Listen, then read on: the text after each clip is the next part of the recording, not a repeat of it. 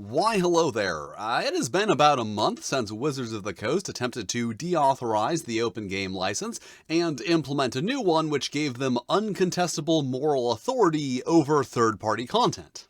Which I guess they figure was long enough for everyone to just kind of forget about that so they could return to business as normal and resume the playtest for their new Dungeons & Dragons online multiplayer experience.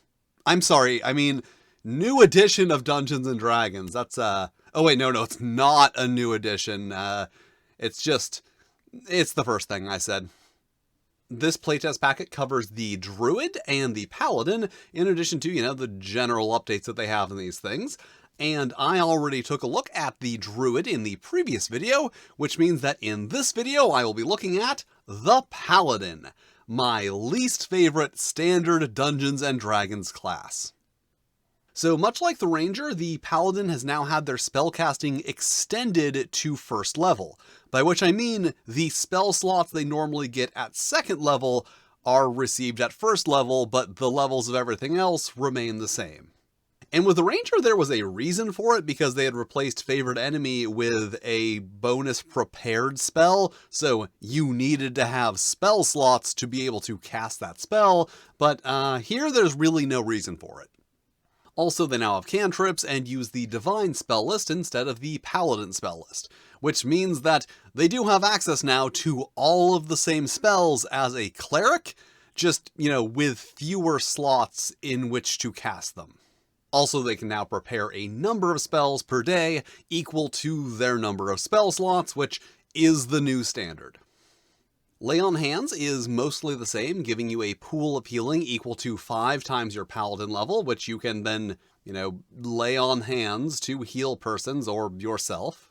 Although it now states that you can expend 5 points from that pool to end the poison condition on a creature, versus the 5th edition version, which specified you could expend those 5 points to neutralize a disease or poison. So it kind of looks like they removed the ability to neutralize a disease, and I kind of prefer them having the ability to neutralize the disease. If they thought that was too powerful, maybe they could make it cost more, or instead of automatically neutralizing the disease, grant a save versus the disease with a bonus. Diseases are just one of those things that can very easily and very unintentionally wreck a campaign.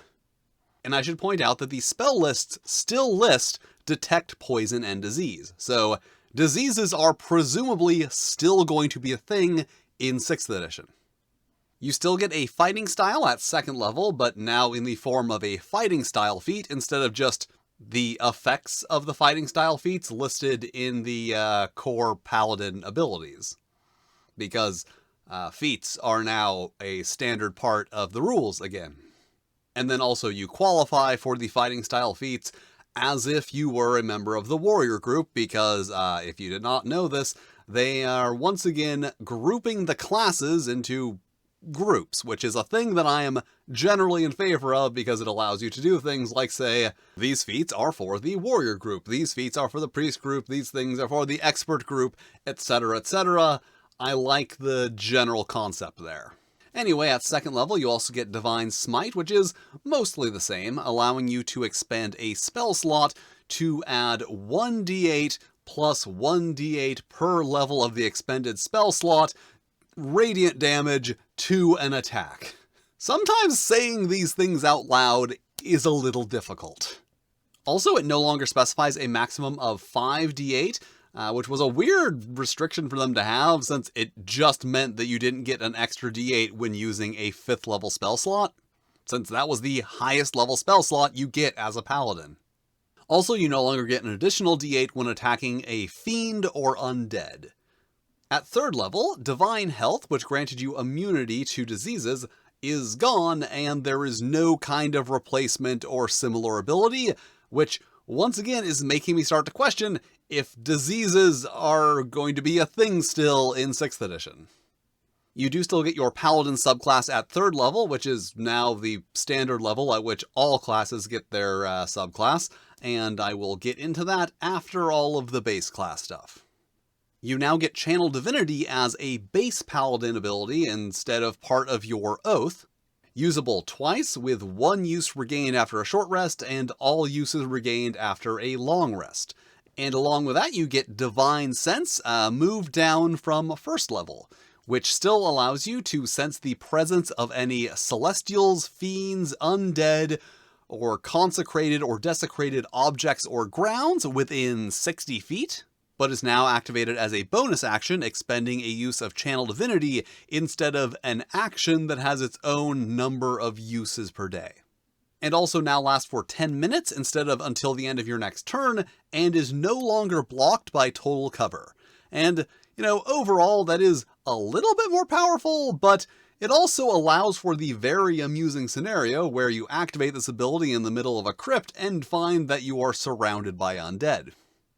At 5th level, you still get an extra attack, but now also gain Find Steed as a bonus prepared spell, which you can cast as an action instead of the normal casting time of 10 minutes, and can cast once per day without expending a spell slot. So, basically, free instant horse once per day. Aura of Protection has moved from 6th level to 7th, and still provides you and allies within 10 feet a bonus on saving throws equal to your Charisma modifier. Although interestingly, now this ability is blocked by total cover, and also extends to 30 feet at level 17 instead of 18. And one thing they're doing here that I kind of like is they are making Aura of Protection more of a base ability, because there are other Paladin abilities that are very similar to Aura of Protection and function in the same area and at same time as Aura of Protection, but in 5th edition they make them as if they are distinct abilities, and here they are all very specifically made part of Aura of Protection.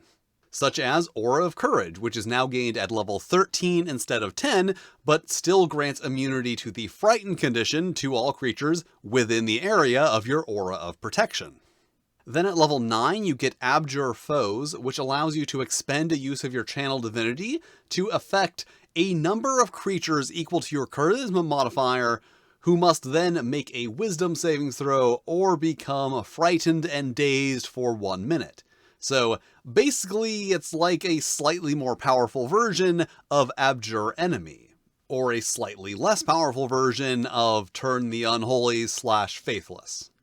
And this is one thing they've been doing overall in this playtest that I actually kind of like. They've been taking some of these every subclass gets a slightly different version of this abilities and taking them out of the subclasses and making them just a core ability, which makes things a bit less complicated, but also means that they only have to list this ability once instead of in every single subclass. Of course, whether this one is specifically an upgrade or a downgrade is really going to depend on how high your Charisma modifier is. At 11th level, you get Radiant Strikes, which is basically the same as Improved Divine Smite, granting you an always-on +1 radiant damage on your weapon attacks, although now it specifies simple or martial weapons instead of melee weapon. So, are ranged paladins a thing now? At level 14, you no longer get Cleansing Touch, which allowed you to immediately end a spell on yourself or a touched creature a number of times per day equal to your Charisma modifier, and instead, at level 15, get Restoring Touch, which allows you to spend 5 points from your Lay on Hands pool to automatically end the blinded, charmed, dazed, deafened, frightened, paralyzed, or stunned condition. And this is one of those things where it does feel a bit like a trade down, because you can only end those specific conditions, but also you have to expend resources from your Lay on Hands pool. Although admittedly at this point your Lay on Hands pool is 75. And then at 18th level you get Divine Conduit, which allows you to regain 1 use of Channel Divinity whenever you roll initiative. And the Bard and Druid have very similar abilities to this at level 18, where they get to regain uses of abilities when you roll initiative, and I went into this in the Druid video. I'm not fond of it, but just to summarize, having a resource that is regained on rolling initiative is going to discourage dungeon masters from using initiative for anything other than combat. However, so few games actually go to level 18 that it is kind of a non-issue. And speaking of non-issues, the epic boons are still a prominent feature despite the fact that they will only ever be relevant to maybe 0.1% of games. And epic boons have been made even more epic. Now you get a +2 bonus to one of your ability scores when you get your first epic boon. And I say first because I don't know if I mentioned this before, the epic boons are supposed to also be a way of character advancement beyond 20, that every so many experience points you just get another epic boon, which sounds really uninteresting. And also, with the incredibly small number of games that go to level 20, I feel like we probably shouldn't be wasting that much time thinking about the games that go beyond level 20. Also, just overall, the epic boons themselves have been made a bit more powerful, but also that doesn't really matter for aforementioned reasons. Anyway, that is it for the base Paladin abilities, and now on to the Paladin subclass, formerly called Oaths. I mean, they're still called Oaths, but now the Oaths are the Paladin subclasses instead of just being called Oaths. And the subclass provided in this playtest is the Oath of Devotion, so let's compare the new Oath of Devotion to the 5th edition Oath of Devotion, because that's how I do it in these videos. But first off, I would like to say I am, in general, a little surprised to see that the Oaths are still here, and even more, that they are still here with specific tenets. Because there has been something of an overall trend in this playtest to remove any kind of thematic restrictions on characters, presumably to create the most generic and therefore broadly appealing product possible. Kind of like the Garfield of role-playing games. So yeah, I am a little surprised to see Oaths here with specific tenets that there is kind of a penalty for breaking. Or, you know, as much of a penalty as there was in 5th edition, where it wasn't really that severe or well-defined. Oath spells still function the same, always prepared spells that do not count towards your total spell limit. However, the selection has been changed, and now you can cast 1 spell from your Oath spells per day without expending a spell slot. You do not get Channel Divinity as part of your Oath because you got it earlier. Sacred Weapon still allows you to expend a use of Channel Divinity to give a weapon a bonus on attacks equal to your Charisma modifier and shine bright light within 20 feet. But now it is a bonus action instead of an action, and allows you to choose to do radiant damage instead of the weapon being considered magic. And that brings up another issue that I hadn't really considered until this playtest, because the Paladin and the Druid both lost or had changes to abilities that made their attacks considered magic. And that is making me wonder if that is going to no longer be a meaningful distinction in 6th edition, if magic versus regular attack isn't going to matter. But unfortunately, since they're not giving us that information now, we must assume that it is going to matter and that these classes have lost these abilities. Turn the Unholy is gone. It has been replaced with Abjure Foes, as detailed earlier.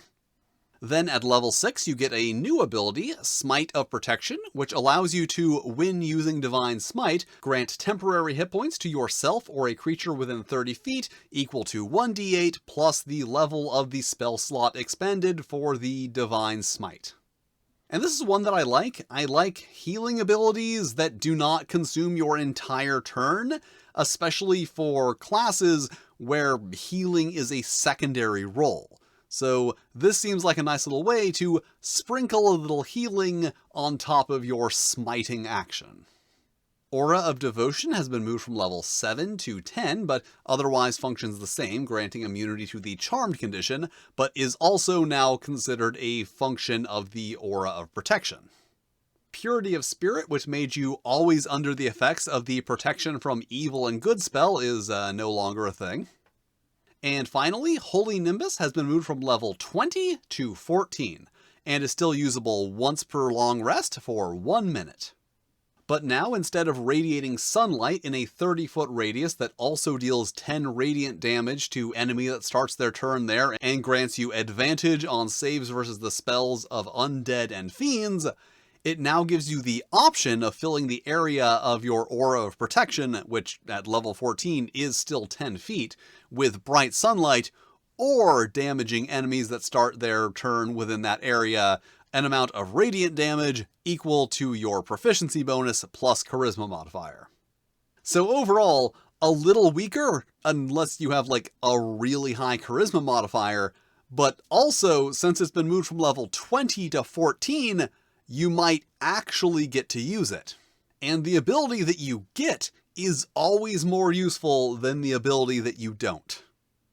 And that was the 1D&D Dungeon & Dragon Paladin. Overall, a fairly inoffensive redesign, especially considering some of the garbage that they've already pushed out in this playtest. I mean, yeah, maybe I should give them more of a benefit of a doubt, that they are listening to the player feedback and that's why some of the playtest materials are getting better, but I genuinely do not believe that is the case. Like, there's nothing here I hate, but also nothing I love. There's a few, and a few, that's kinda cool. Overall, it is just the 5th edition Paladin with a few little changes. Like, maybe a little overpowered, but the Paladin is supposed to be overpowered. Like, that's part of the design of the Paladin, with the oaths being a balancing feature. Like, you get good abilities, but then you also have restrictions on your behavior. Like, you can't lie, or act cruelly, or fail to protect the weak, or, shoot people in the back as they're running away. Things that players like to do, generally. And that is why they are my least favorite class. There is a very specific way that you are supposed to play a Paladin, but also, whether you're playing them poorly or playing them well, they still tend to be something of a disruptive presence in the game. Like, a good Paladin is a leader, but a leader is only effective if people are willing to be led. If not, it's just a thing that starts arguments.